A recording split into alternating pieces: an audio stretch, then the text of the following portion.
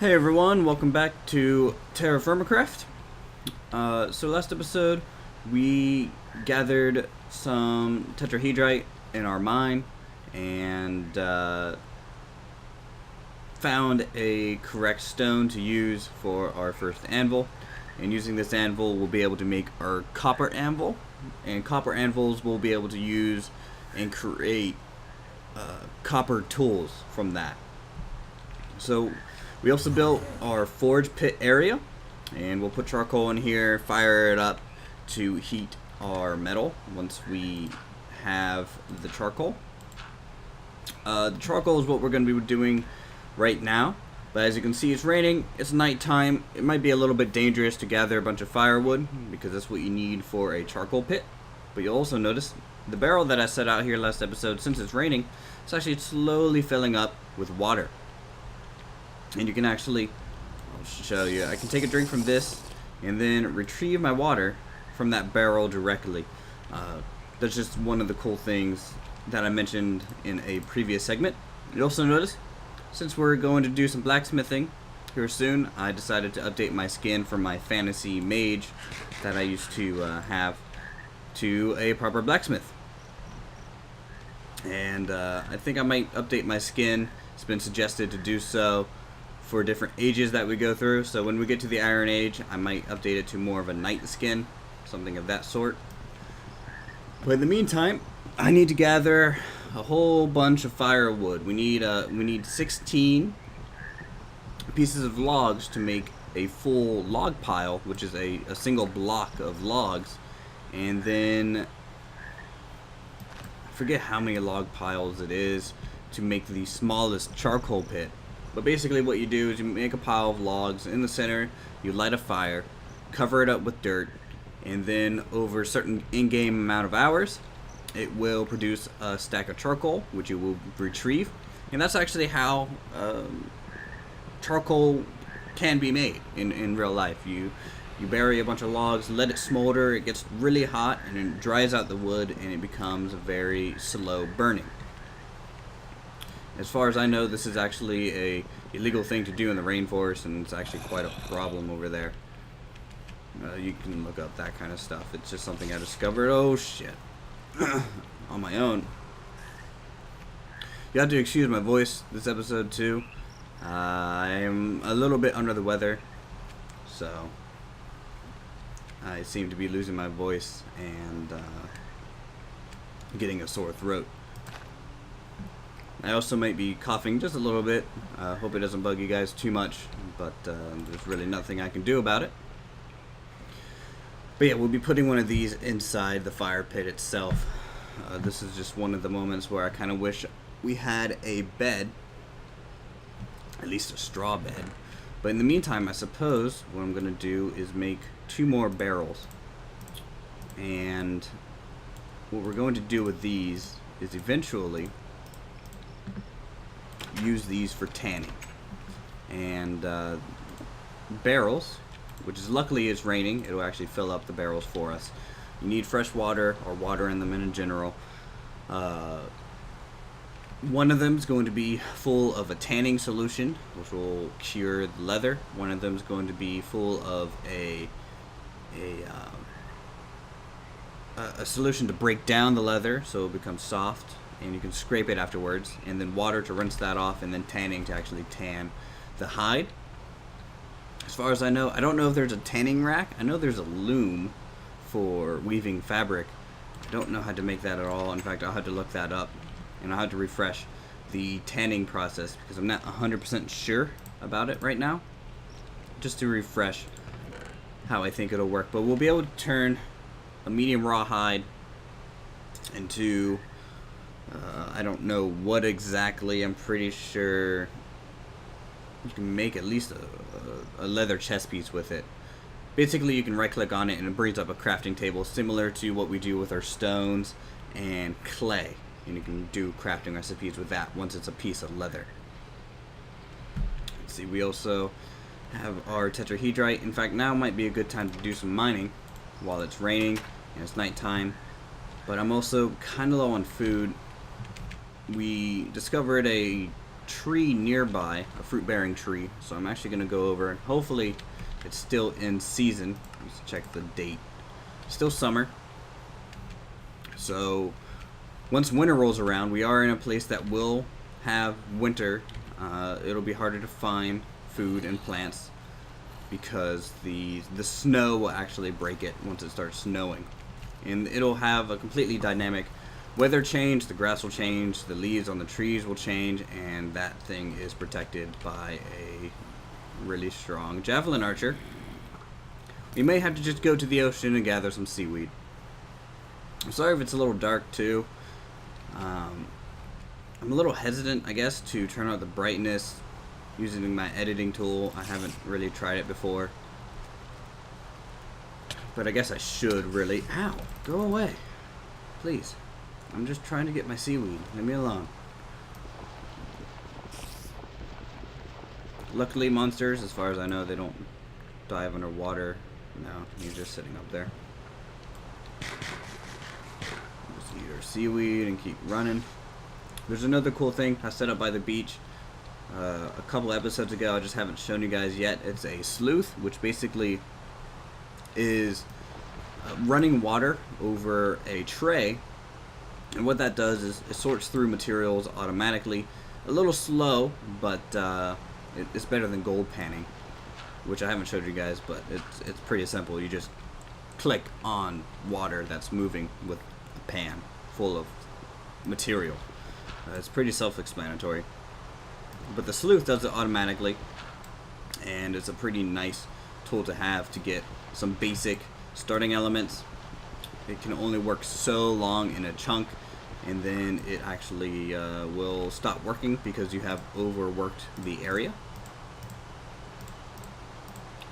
I'm just trying to think of cool things to tell you guys just while we're waiting for me to restore my food bar here and then get to some more mining.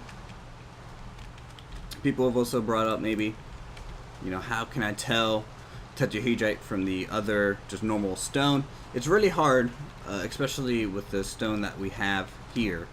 But here, these are sleuths, by the way. I'll show you how they work once it's no longer nighttime. It's pretty hard to figure out visually what stone you might be looking at. But when you have the prospector's pick, you can use right-click on a stone, and if it gives like a hot-cold reading, then it's not an ore. When you actually use it on an ore, it will tell you what ore that is. It'll be like, oh, you found this. So that's just something to keep in mind. Let's just go ahead down here. Hopefully we won't get caved in on. So that would be kind of a waste of a life. I'm not seeing any exposed ore. Ah, there. So you can see, I hope, the color difference. This has like pretty smooth. This has like these gray bits in them. And if I use my prospector's pick, it says I found tetrahedrite. So that's basically how you know for sure that you're looking at an ore. There's some more down here.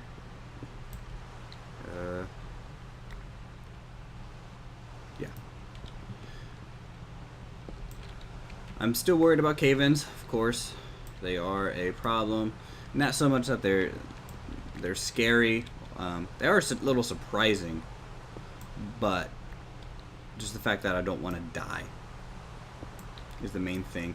This vein that we come across, this tetrahedrite vein, looks a little sporadic and spaced out, which is a little bit of a shame.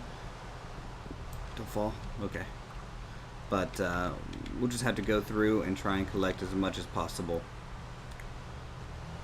And hopefully, the more I do this, the weaker it gets, the more likely that we'll have a cave-in and things of that nature. And cave-ins can ruin ore. If a piece breaks off that was a ore fragment, then you lose that fragment. It doesn't just change into a fragment, it just turns into cobblestone. So I don't know whether the quality of the video really portrays the visual quality that you need to see the difference between smooth stone and this tetrahedron. Oh god damn it, that scared the shit out of me. It's loud. We're safe. But you can see, after I said it wasn't scary, I jumped like a little wuss. I'm gonna blame that on me being sick, and yeah, that might give you guys a good laugh. Hey, it stopped raining. No, it didn't, but it's morning, so at least there's that. So we can come up. We got 10 more tetrahedrite, and you guys get to see me do a little jump scare. I don't like being scared. You won't see me playing scary games. Sorry. I will literally shit my pants. It's like the worst feeling in the world. Okay, so let's go ahead and put away our tools and run away from our mine so that never happens again on camera. Excuse me. I'm just going to gather up a bunch of logs. I'm going to do that off camera. It's a little boring. I'm just cutting down a bunch of trees. So I'll be back to explain setting up the fire pit. Okay, so I happen to be by the sleuths over here while I was gathering lumber, so I'm going to go ahead and explain these like I said. They basically sit at the end of a trough of water, and water slides down them, and it filters out the material. It holds 50 soil. This symbol just means it has water to power it, and then also the inventory. You can find gems like these flawed sapphires from when I was running it earlier. It's a very low chance, but basically you just kind of throw the material in there and it's going to disappear and be consumed by the sleuth. And now this progress bar is basically just going to go across constantly and has a chance to reveal ore in the area in this chunk. So basically, if there's copper in this chunk, you'll start getting copper. If there's these gems, you'll start getting these gems. It's a good way to prospect an area kind of automatically for you. So, I'm not 100% sure, but I almost feel like you almost have a chance to always get copper. Just so if you're not in a copper area, you can at least progress to some metal crafting. So we're going to go ahead and make our charcoal pit. I need to delete this tree and move it. Trees, by the way, do take a pretty long time to grow, a couple seasons in fact, so you're going to be short on lumber if you're just clearing vast amounts of forest. Keep that in mind. So I'm going to lay out the design here. In fact, I don't want that design because it's going to consume a lot of dirt to have that there, just due to the physics and everything. Go ahead and get rid of this one here. It's going to delete our torch since it's burnt out to prevent people from just picking it up and placing it back down again. So this is how big our fire pits are going to be. This big, okay? And you fill this in except for the center for the first layer. And then you have to fill up all these logs with the same type, usually is the best. I can also probably put 4 hickory in here. That way we don't end up wasting it. But basically you have to fill these all up so you can actually put things on top of it. You can't stack these without a full stack beneath it. That way people aren't building structures using this really cheap material. So we can do that, and I think here as well. So as you can see, we need a lot of lumber to do this. In fact, we're going to do another full layer on top of this and then cover it all with dirt. So I'll be back once I gather even more lumber. Might take a little bit, so we'll just go ahead and cut to once I have enough lumber for this whole shape. Okay everyone, finally gathered enough logs to do this. It's raining. I don't know how that's going to affect making a fire, or if it will affect making a fire at all. But basically, we covered up the wings of our fire pit with dirt, and I'm going to go ahead to kind of cap off the surrounding area with these logs, and of course fill them up all the way. Like so. Now the fire is going to be, unless you fall on it like an idiot, it's going to take up that center bottom spot. Wow, okay, if I can talk. And so we'll just go ahead and drop our 3 sticks in.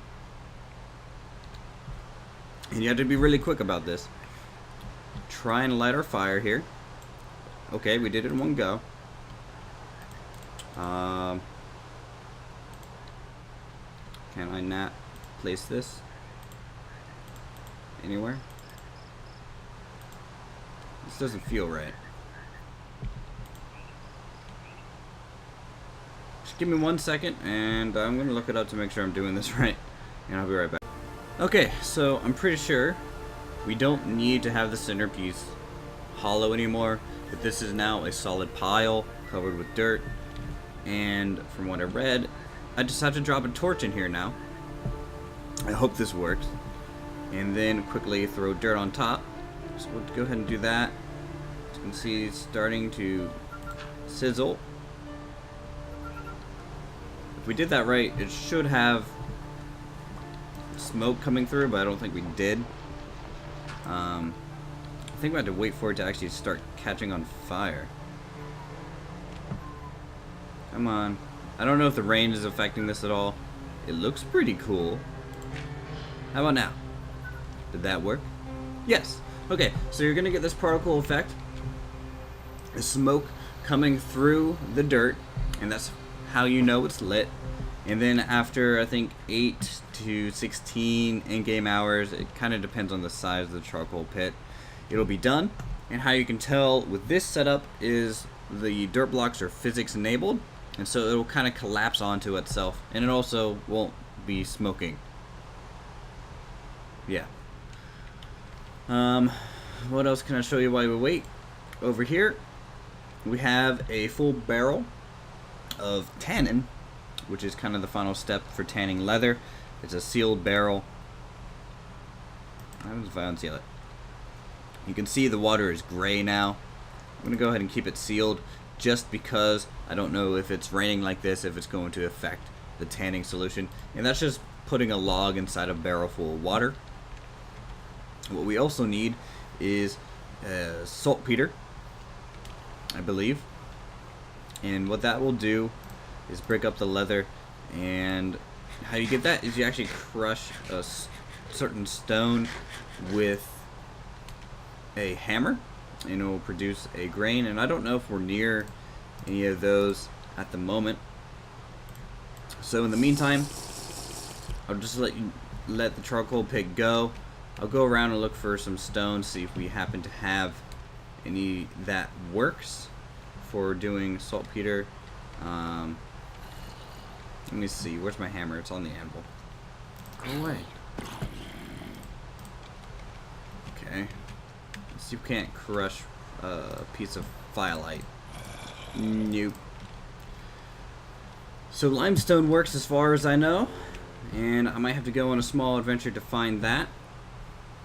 You also need flux to weld metal together to get double ignite bars, and we need those to make a copper anvil anyways, so it's a good quest to go on to find that stone type to produce flux. The wiki page lists all the types that you can get the flux from, and so I'm going to go ahead and look around. I don't think basalt's one of those types. I don't think it is at all. Usually limestone or flux or something. Yeah, I'm mumbling. Anyways, I'll be back. The charcoal pit will be done when I'm back, and we'll probably light the forge, and hopefully I'll have some flux by then as well. So, be right back. Okay guys, I haven't found flux just yet, but I thought I'd show this off a little bit. If I knew this was here, man, building that fire pit would have been so much easier. And I just lost control of my mouse for a second. So these are giant redwood trees. They do not drop saplings. You can cut down as many leaves as you want. You cannot replant these. These are only coming through the natural generation of the terrain. So once you cut them down, they're gone. It's probably nighttime. Probably can't see how big they are, but they're pretty damn big, and they're 2x2 trees as well. Sorry, I'm getting chased by zombies. Anyways, so redwood, I don't know what color red they are in terms of when you turn them into planks. I think they're a lighter red. That's why I don't really like building with them.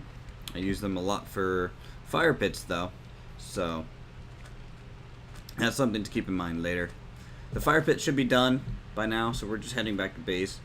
It's going to be a while. I ran for probably 15 minutes in a direction, and I'll just have to check at another time in between episodes. This one's just running a little long.